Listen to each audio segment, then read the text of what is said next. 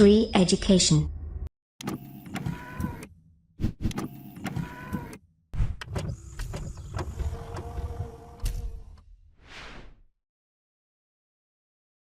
नमस्कार दोस्तों, बहुत बहुत स्वागत करता हूं सभी का मैं श्री एजुकेशन की तरफ से और मेरा नाम है रवि। तो दोस्तों, आज के इस वीडियो में हम आधुनिक भारत का इतिहास जो था हमारा वो कंटिन्यू करने वाले हैं। जैसा कि आप सब जानते हैं 12 लेक्चर ऑलरेडी अपलोड हो चुके हैं, ये 13वां लेक्चर है। तो आज के इस वीडियो से हम अब आधुनिक भारत में जो सबसे इम्पोर्टेंट टॉपिक है गवर्नर जनरल का सफर हम स्टार्ट करने जा रहे हैं। ये बहुत ही इम्पोर्टेंट टॉपिक है। अब तक हमने बहुत सारे युद्ध देख लिए हैं, हम बहुत आगे भी चले गए हैं। हम थोड़ा सा पीछे जाएंगे। 1757 की जो लड़ाई हुई थी, प्लासी का युद्ध हुआ था, वहां से हम स्टार्ट करेंगे कि गवर्नर जनरल कैसे बैठना शुरू हुए। ठीक है। अब 1757 की लड़ाई में आप सब जानते होंगे कि रॉबर्ट क्लाइव ने अंग्रेजी सेना का नेतृत्व किया था, जिसमें वो जीत गया था। जीत क्या गया था, सिराजुद्दौला को धोखा दिया था मीर जाफर ने। बार बार रिपीट नहीं करूंगा, ऑलरेडी हमने पढ़ा दिया है पीछे, आप जाकर देख सकते हैं अगर आप ये पहली बार वीडियो देख रहे हैं तो। उसके बाद से बंगाल में 1757 में रॉबर्ट क्लाइव को गवर्नर घोषित कर दिया गया। याद रखिए, ये गवर्नर है, केवल गवर्नर, गवर्नर जनरल नहीं। ठीक है, गवर्नर जनरल आगे आएंगे। तो 1757 में गवर्नर बना दिया भैया रॉबर्ट क्लाइव को। अब यहीं से हम स्टार्ट करेंगे। और जो भी आपने पढ़ा होगा सिख साम्राज्य के बारे में, आंग्ला सिख युद्ध, आंग्ला मैसूर युद्ध, आंग्ला मराठा युद्ध, वो किस किस के टाइम पर हुआ था, हमने ऑलरेडी उस समय बता दिया था आपको कि किस किस गवर्नर जनरल के टाइम पर हुआ था। हम फिर से यहाँ रिपीट करेंगे, थोड़ा सा फिर बैकग्राउंड हम देखेंगे कि जैसे जैसे गवर्नर जनरल हम पढ़ते जाएंगे। जैसे वारेन हेस्टिंग के बारे में पढ़ रहे हैं तो वारेन हेस्टिंग के समय कौन कौन सा युद्ध हुआ था वो हम देखेंगे। जैसे हुआ था आंग्ला मराठा युद्ध हुआ था प्रथम, और द्वितीय आंग्ला मैसूर युद्ध हुआ था। ये ऑलरेडी आप पढ़ चुके, मैं फिर से रिपीट करूंगा, ठीक है, ताकि आपको बहुत अच्छे से क्लियर हो जाए। अगर आपको फिर भी कंफ्यूजन होता तो आपको पीछे वाले लेक्चर देखने हैं, तब जाकर ये क्लियर होगा, नहीं तो सब मिक्स हो जाएगा तो कंफ्यूजन में आ जाओगे। ठीक है, इसको पढ़ने से पहले आपके सारे कंसेप्ट क्लियर होने चाहिए जो हमने पहले अपलोड कर दिए हैं, सब याद कर लीजिए। तो चलिए शुरू करते हैं गवर्नर जनरल के बारे में। सबसे पहले देखिए, गवर्नर जनरल के आने से पहले, गवर्नर जनरल के आने से पहले, याद रखिए गवर्नर जनरल जब से नहीं आए थे उससे पहले और प्लासी के युद्ध के बाद, तो बीच में बंगाल में क्या होता था, एक पोस्ट हुआ करती थी, उनसे कहा था गवर्नर की पोस्ट हुआ करती थी, केवल गवर्नर की। अब बंगाल के गवर्नर के बारे में पढ़ेंगे, केवल गवर्नर के। याद रखिएगा, कंफ्यूज मत होइएगा, फिर से बता रहा हूं। जैसा कि आप सब जानते हैं कि प्लासी के युद्ध में रॉबर्ट क्लाइव ने अंग्रेजी सेना का नेतृत्व किया था और जीत गया था, और अंग्रेजों का बंगाल पर अधिकार होना शुरू हो गया था, अधिकार होना शुरू हो गया था। तो फिर हमने देखा तब रॉबर्ट क्लाइव को बंगाल का पहला गवर्नर बनाया गया। कब से कब तक रहा, 1757 से 1760 तक रहा। याद रखिएगा 1765 से 67 तक ये दोबारा आया था दूसरी पाली में। ठीक है, 60 से 65 तक ये नहीं था। जो गवर्नर था 60 से 65, उसका नाम था वेंसिटाट, वो हम आगे देखेंगे। ठीक है, तो देखिए, जिसने बंगाल के संपूर्ण क्षेत्र मतलब जो बंगाल का एरिया था और बिहार का एरिया था, उसमें 2 उप दीवानों से नियुक्त कर दिए। ठीक है, उसने क्या कर दिया, उप दीवान नियुक्त कर दिए। और मोहम्मद रजा खां को बंगाल का बनाया था दीवान, उप दीवान, और राजा सिताब राय को बिहार का उप दीवान बनाया था। अब आपको मालूम होगा मीर जाफर को इसने बंगाल का अगला नवाब घोषित कर दिया था। मीर जाफर जब बन गया था, मीर जाफर ने जब धोखा दिया था सिराजुद्दौला का, और सिराजुद्दौला के बाद किसको बनाया था, मीर जाफर को बनाया था। पहले वाला जो वीडियो वो प्लीज देख लीजिए आप। ठीक है, तो मीर जाफर का क्या हुआ, मीर जाफर था तो इसकी कठपुतली था अंग्रेजों की, मगर इसके नीचे एक पोस्ट और बना दी गई जिसे कहा था उप दीवान। तो हमने आपको बता दिया, तो ये सब जो पोस्ट सब खत्म कर देगा, वारेन हेस्टिंग आगे आएगा तब। ठीक है, चलिए ठीक है। अब क्लाइव के बाद के गवर्नर देखते हैं। क्लाइव के बाद जो गवर्नर आए थे वो वेंसिटाट था, हेनरी वेंसिटाट। 1760 से 65 तक, 57 से 60 तक ये रहा क्लाइव। फिर इंग्लैंड चला गया, इंग्लैंड गया तो फिर यहाँ का गवर्नर किसे बनाया गया, हेनरी वेंसिटाट को बनाया गया। तो इसके बाद फिर आ गया था 65 से 67 तक, फिर आ गया था रॉबर्ट क्लाइव।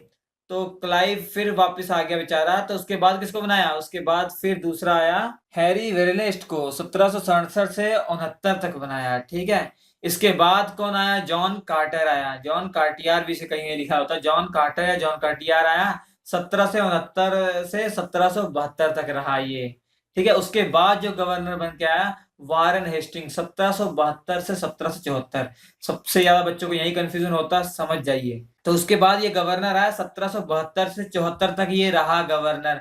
मगर 1773 में इंग्लैंड से एक रेगुलेटिंग एक्ट आया था, जिसके तहत जो है एक गवर्नर जनरल की पोस्ट हो गई, जो 1774 से लागू हुई थी। तो चूंकि ये आखिरी गवर्नर था बंगाल का, तो इसी को कंटिन्यू रखते हुए इसको अगला गवर्नर जनरल बना दिया गया। जी लिखा है, कब से कब तक रहा, 1774 से 85 तक।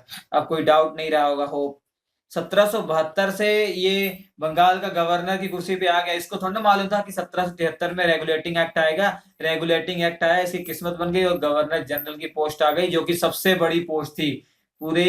जैसे अभी सबसे बड़ी पोस्ट राष्ट्रपति है ना, वैसे ही ये भी सर्वोच्च पद था। ठीक है, सबसे सर्वोच्च पद कौन सा था, गवर्नर जनरल का था। तो इसकी किस्मत बदल गई। ठीक है, और आफ्टर रेगुलेटिंग एक्ट 1773 में जो रेगुलेटिंग एक्ट आया था, गवर्नर जनरल की पोस्ट आ गई। समझ गए आप, चलिए ठीक है।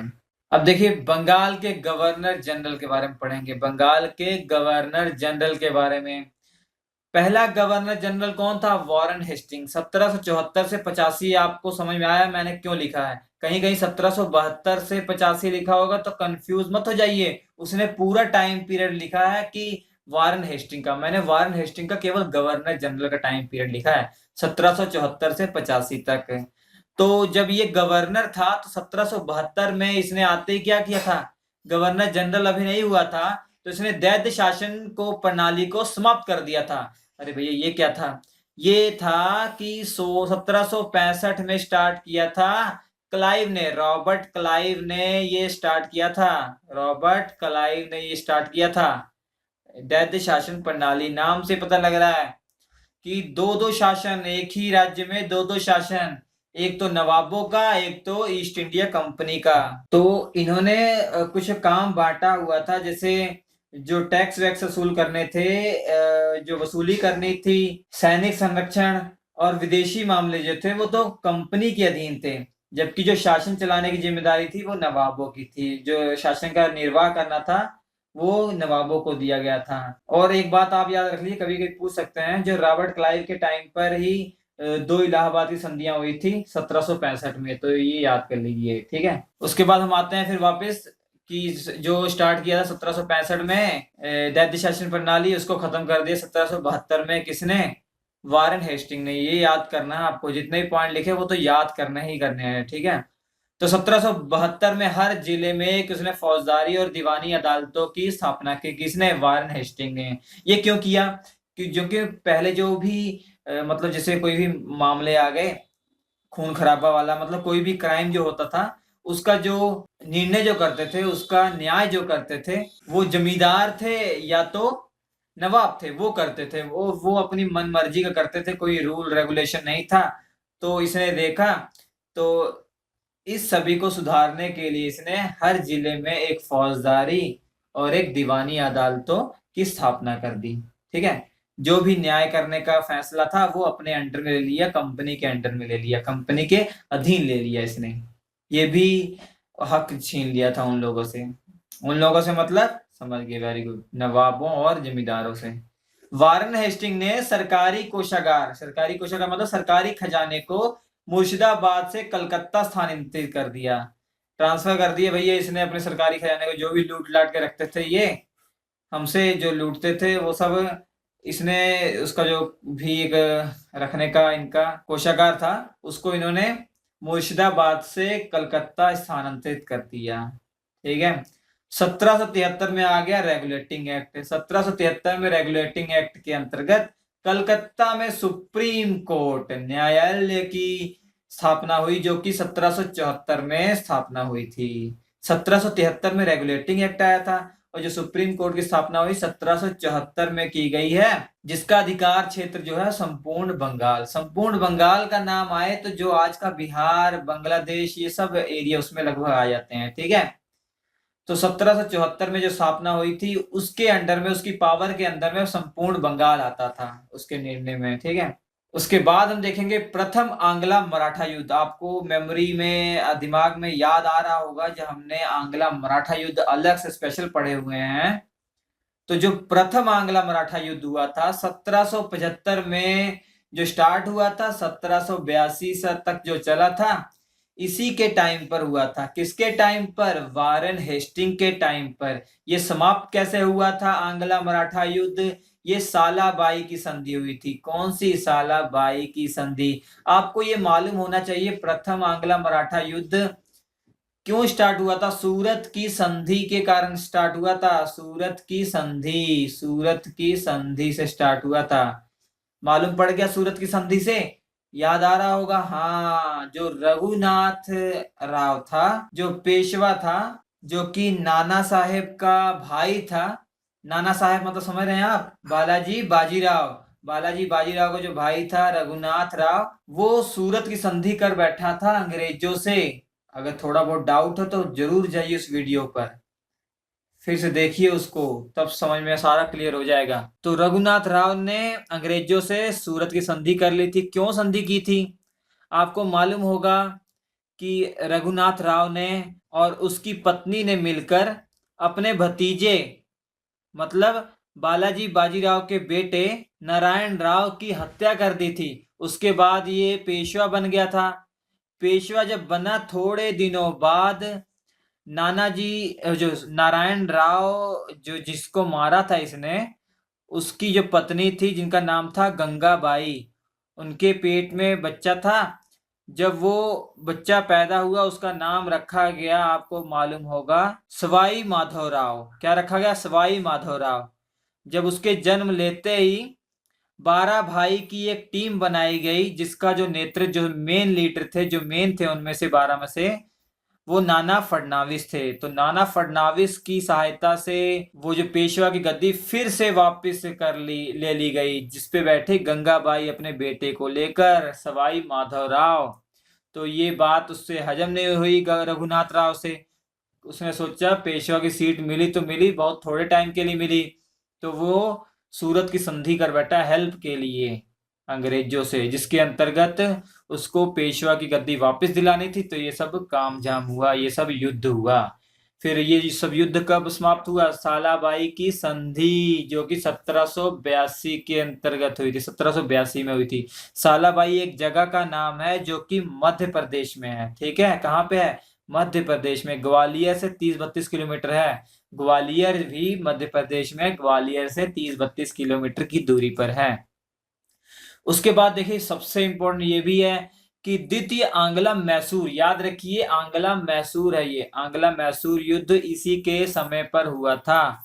समय बोलो, इंग्लिश में बोल दो, टाइम ही लिख देते हैं कहेंगे यार। चलो ठीक है, समझ गए हम। ये इसी के समय है। ठीक है, वो टाइम जो इंग्लिश का वर्ड है, हमने बोला था, उसने हिंदी में भी इसको लिख दिया है। देखा कितने महान लोग हैं। चलिए ठीक है, इसके समय पर हुआ, जिसमें मंगलोर की संधि हुई थी। कौन सी संधि हुई थी? जो द्वितीय युद्ध समाप्त हुआ था, कैसे? मंगलोर की संधि। ये भी आंग्ला मैसूर युद्ध में बताया गया था। मैं फिर से थोड़ा सा पीछे चला जाता हूँ।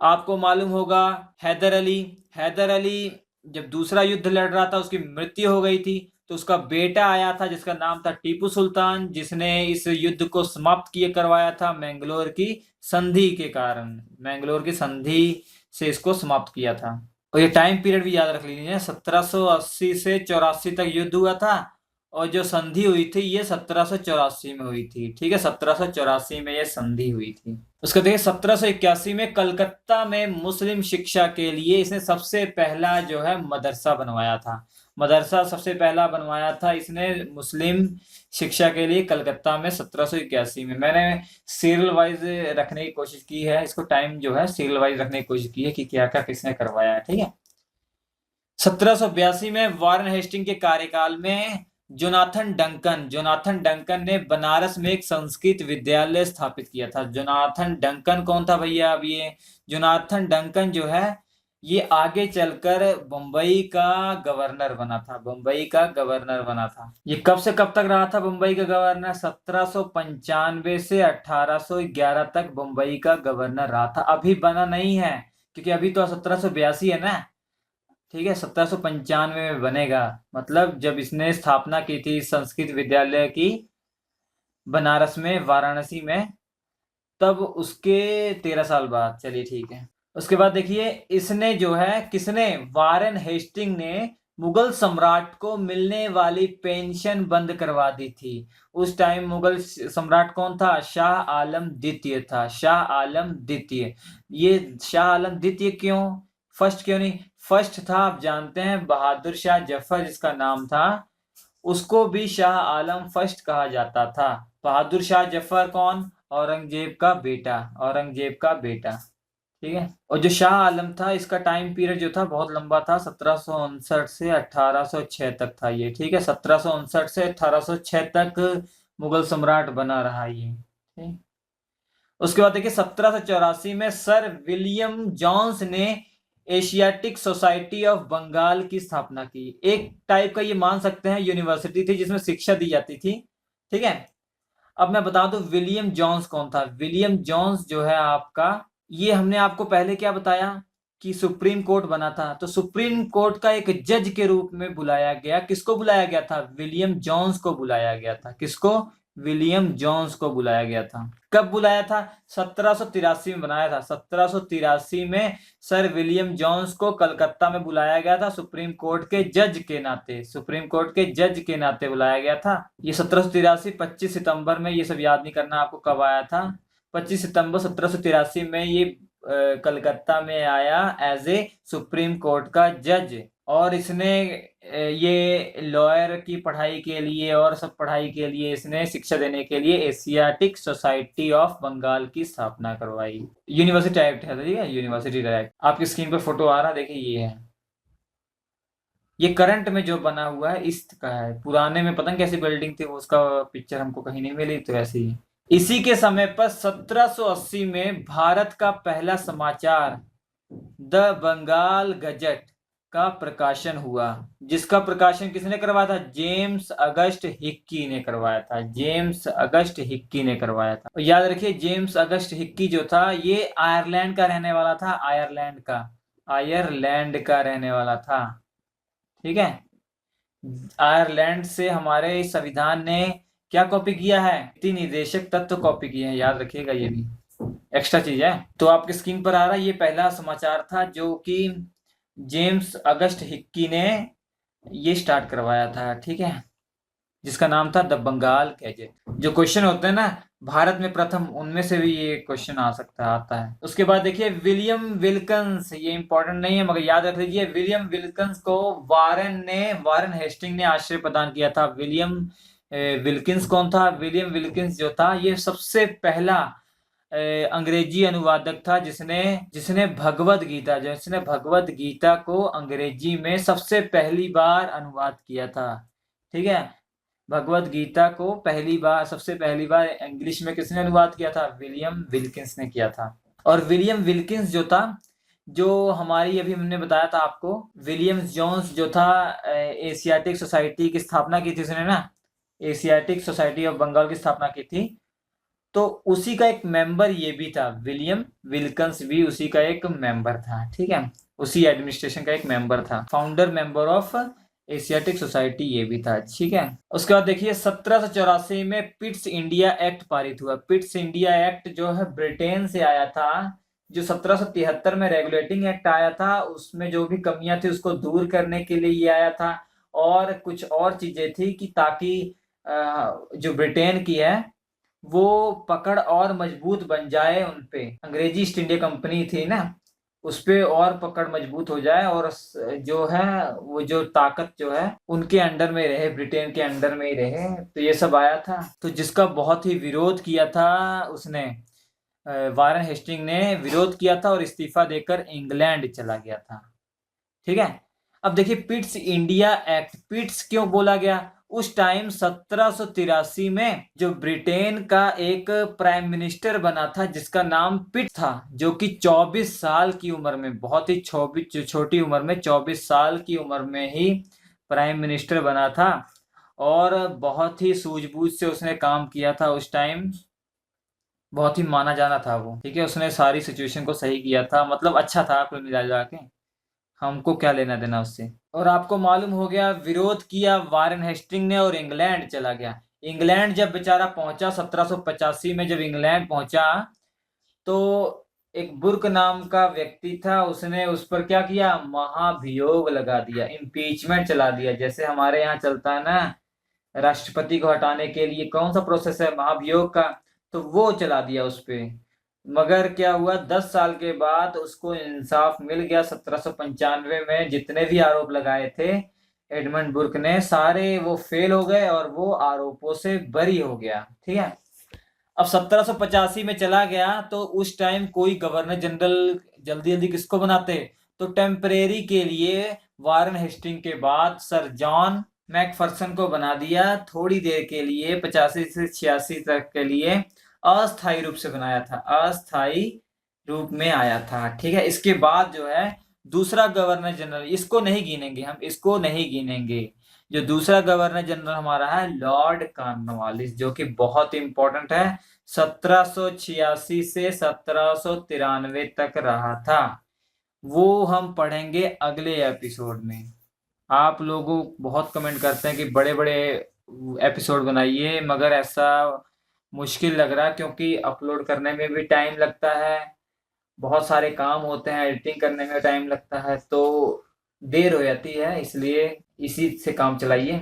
इसके बाद हम पढ़ेंगे लॉर्ड कॉर्नवालिस की जो भी उसने किए होंगे, ठीक है, जो भी न्यायिक सुधार इसने किए हैं, कलेक्टर वलेक्टर यही लाया था। और जो थर्ड युद्ध होगा एंग्लो मैसूर का, इसी के टाइम पर होगा। जो स्थायी बंदोबस्त, जो परमानेंट सेटलमेंट है, इसी के टाइम पर होगा। बहुत ही इंपॉर्टेंट है, देखना ना भूलिएगा। अभी शाम को ही आपको अपलोड हो जाएगा, आज ही। वीडियो अच्छा लगा हो तो लाइक कीजिएगा, कमेंट करके बताइएगा हमें वीडियो आपको कैसा लगा हमारा। पहली बार अगर वीडियो देख रहे हैं आप तो सब्सक्राइब कर लीजिएगा ताकि सारे वीडियो आपको सीक्वेंस से मिलते रहें। इसमें मैं पूरी डिटेल में आपको बताने की कोशिश कर रहा हूँ, आपको किताब उताब फिर पढ़ने की कोई जरूरत नहीं है, सारी इन्फॉर्मेशन आपको यहीं मिल जाएगी। कोई भी एग्जाम देने वाले हो अगर, हमारे फेसबुक जो पेज है उस पर आप उसे लाइक कीजिए और अपने डाउट पोस्ट कीजिए, और वहां पे ऑलरेडी डाउट पोस्ट होते हैं, उसे जाकर देखा कीजिए, आपको कुछ ना कुछ सीखने को मिलेगा। हमारी वेबसाइट पर ऑनलाइन आप पढ़ाई कर सकते हैं। तो हम आपसे मिलते हैं अगले एपिसोड में, तब तक के लिए नमस्कार।